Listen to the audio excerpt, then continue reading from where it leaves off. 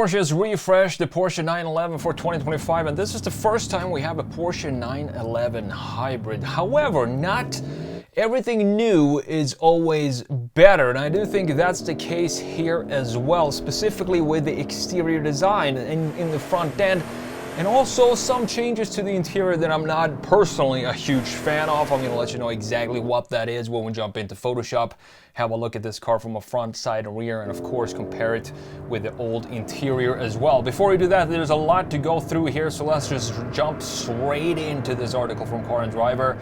And let's see some of the spec and tech, because there are some massive changes to the powertrain as well. So with the 992.2 911 Carrera GTS, Porsche takes the F1 approach to a hybrid powertrain. This new 992.2 gets a 3.6-liter T hybrid powertrain featuring an electrically enhanced turbocharger and an electric motor slash generator. The 2025 Porsche 911 Carrera's base price now costs $122,095, while the GTS is priced at $166,895. So what is new here with this engine? As I said, there's a lot of changes to this powertrain. The power is up.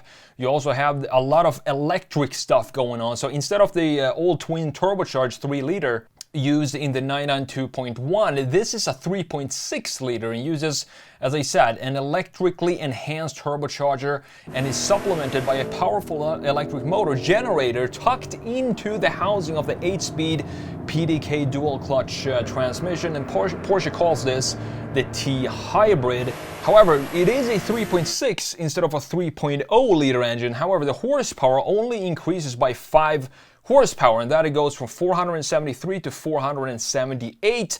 Peak torque stays the same at 420 pound-feet of torque. So you have a single turbocharger that is a Borg-Warner unit with a 27 horsepower electric motor sandwiched between the compressor and the exhaust sides of the turbo.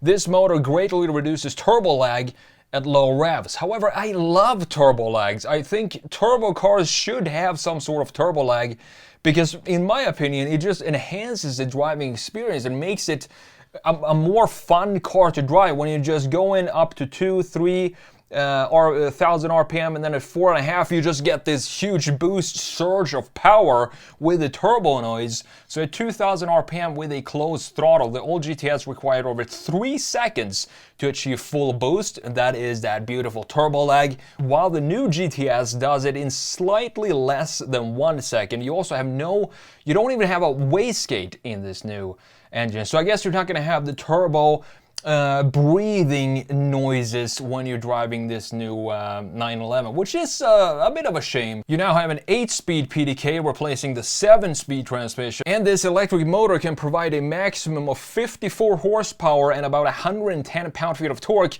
which raises the power from 478 to 533 horsepower, and torque goes up from 420 to 449 pound-feet of torque. You also have a bunch of design changes to the interior and the exterior changes, and this is what I personally am more interested in, even though there are some cool drivetrain changes here as well. So all cars get new headlights that incorporate all of the front lighting, so even the indicator is now in the main unit of the headlight, and this allows for larger air intakes for front-mounted radiators. The GTS, but not the base model, gets active grille shutters to control airflow as needed, and these elements are vertical and very prominent, and I don't like the way this looks in the front end of the new 911. I'm just personally not a huge fan of that. So in the rear, the full-width light bar taillights and Porsche script have been more fully integrated in the rear end. You also have a different location for the license plate cutout is a bit higher now. The twin tailpipes sit a little bit closer as well. You have either 19 or 20s for the normal Carrera, and the GTS wheels goes up to 20 or 21s. I would definitely, as you know, go with the bigger wheels. 21s on a 911 just look absolutely fantastic, and that is the one I would pick for my wheel size.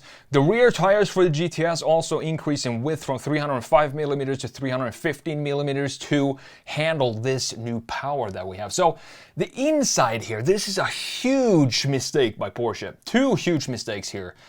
by Porsche, which feels like they're trying to follow the trend, but following the trend is not necessarily always the best thing to do. First of all, they removed the only analog piece in the gauge cluster, which is just a beautiful tachometer in the centerpiece of the gauge cluster. Now everything is digital, so everything is customizable, everything is pixelated.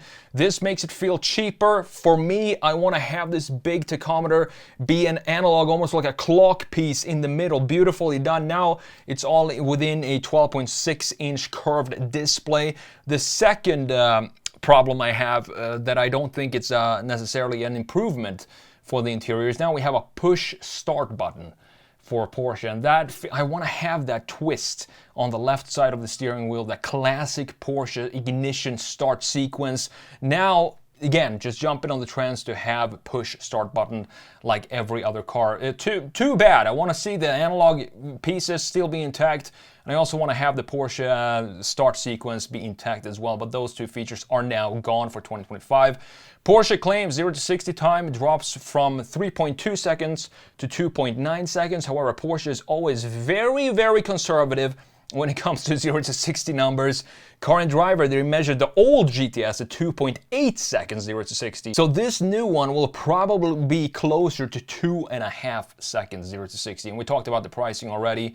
Raises quite a bit here. The base Carrera up $6,000, and if you want the convertible is going to add $13,300 to whatever model you choose. Now let's have a look at this design from a front, side, and rear, and also the interior, and let's check out if we can spot all the small little details that are new for the new 2025 Porsche 911. Up top, we have the old GTS from 2022. I do believe this specific model is from the green one. I love the lower section. This looks very clean and classic, having these intakes here like this in one single line, within two lines like this. There we have all the graphic features and intakes in the lower section of the Porsche, looking great.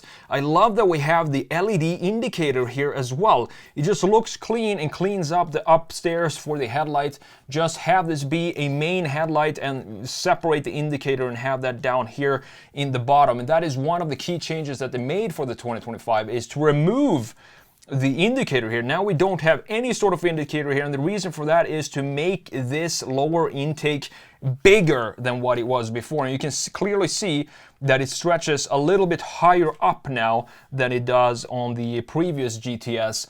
But look at these shutters here. These are active shutters that we have down low, and I'm just not a fan of this design. This looks like a lobster tail or something like that. It just does not look good. It looks too industrial to have on a Porsche 911, which is one of the last cars or car brands to still have a very soft and round design in their cars and not have it be too aggressive. A Porsche is not supposed to look aggressive. A Porsche is just supposed to look like a Porsche. We have a nice curvature here. You can see that the integration or the housing for these pieces up top have nice curvatures everywhere. Now everything becomes much more static. We do have one nice chamfer up here, which is cool, but then you have this outline for this specific area, very sharp everywhere. It feels like they try to make it a little bit more chiseled in the front end, and to me that's just not the way to go with a Porsche 911. It still need to have this rounded feel to it, and honestly I think this old pre-facelift looks so much better than the new 911, but that's just my opinion. Looking at the side view here, not really large changes for the side view. We can see some line flow cutting into the side from the front and the rear. For example, this line down here is new. We also have, again, these very chiseled, hard creases in the bodywork that we have on the new one in the front end. Still looks very good. I mean, it looks clean. Typical Porsche 911. I love how the headlights sit like this, and then you have the nose sticking out underneath it from a side view. And as you know, when you look at a 911, there is no mistaking this for any other car than a Porsche 911. You also have some new features in the rear end here. You can see that how high this line now sticks up in the rear bumper compared to what it did in the 2022. So it's a lot lower. I still like this side view better because this looks like a clean separation between the top half and the lower half of the graphics with a clearly defined bumper. Now we have this line cutting in here in that specific area that is supposed to be the defining area where you separate the top and the lower section of the car. Last but not least, before we have a look at the interior, gotta check out the rear view. The rear view is definitely my favorite view of this car. I think it looks fantastic with these LED bar right in the middle. But there is a lot of changes here that you might not notice at first. But if you look closely, you can see that we have this in the old one, a dip here for the center portion, light bar in the middle, and then you have the Porsche letters in the middle, and then it dips down where it creates the indicator light down here. Now everything sits within two single lines like this, so it doesn't dip down in this area anymore to create the indicator light. I definitely prefer the changes that they made in the rear end to the front, but still, if I had to pick one of these designs, I'm still gonna go with this one, the old one, because I do like the diffuser better here. We have a lot cleaner design with the exhaust pipe sitting a little further apart than it does in the new one right here, sitting very tight, and I'm not a huge fan of these graphics that go around the exhaust pipes here at the bottom either. It just looks too complex to me, and Porsche, again, it's not supposed to be a complex design. We have this new line as well, as we talked about in the side view, cutting up very high up and taking up some real estate in the rear end and making it feel maybe like it sits a little higher than what it used to do, than it does in the 2022 model year, where this surface is completely clean, super soft and smooth, just like we want to have in a Porsche 911. However, they decided to add this line now, a key line in the bottom, which in my opinion feels like it raises up the rear end for some reason. I'm not entirely sure why. Last but not least, the interior here. Now look at this beautiful piece up top with this integration of the tachometer in the middle being analog. This looks beautiful because we have depth in it.